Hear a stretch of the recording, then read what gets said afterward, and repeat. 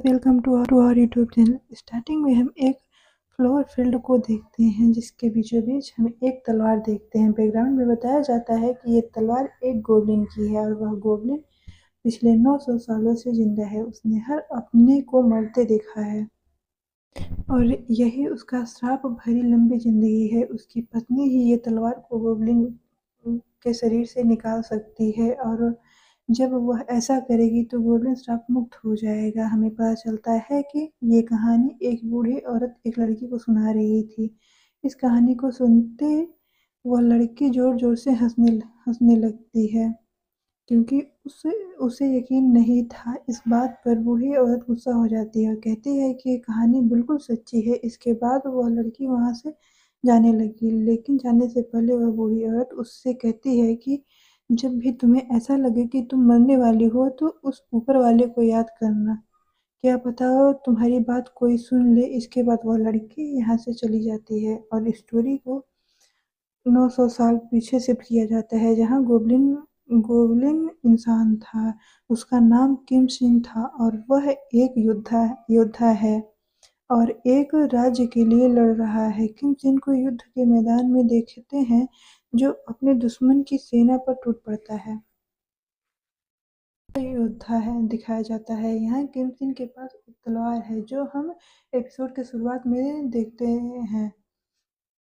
मतलब कि ये किम सिन की तलवार है। किम सिन बहुत बहादुर है। वह अकेला 1000 के बराबर है और उसका का राज्य भगवान की तरह उसे पूजता है। लेकिन आज युद्ध के मैदान से जब लौटता है तब एक सैनिक उसे अंदर नहीं जाने देता और कहता है कि तुम राजद्रोही घोषित हो गए हो।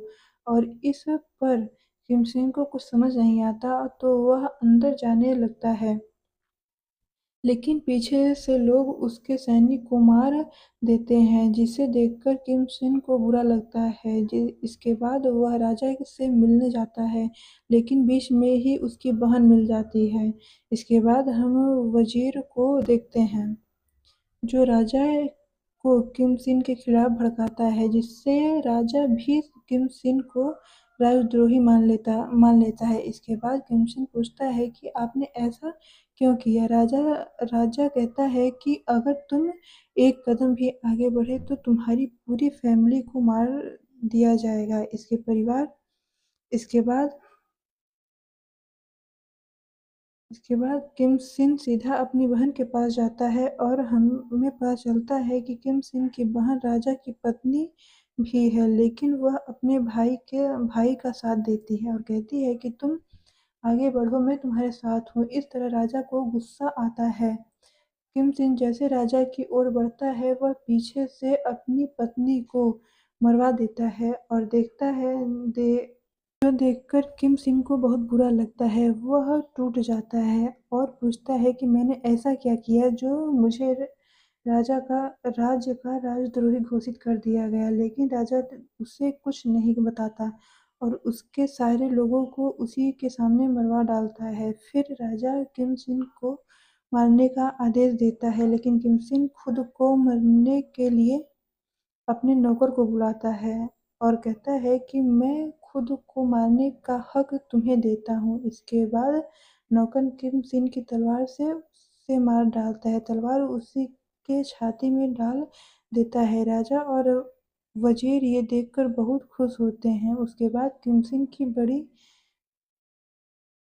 किमसिन के बॉडी को उसी फ्लोर फील्ड में डाल देते हैं और प्रजा जो किमसिन से बहुत प्यार करती थी वह यह देखकर टूट जाती है और किमसिन की वहीं मौत हो जाती है। इसके बाद काफ़ी समय बीत जाने पर किमसिन की बॉडी भी डिस्पोज हो चुकी है, लेकिन तलवार वहीं की वहीं रहती है।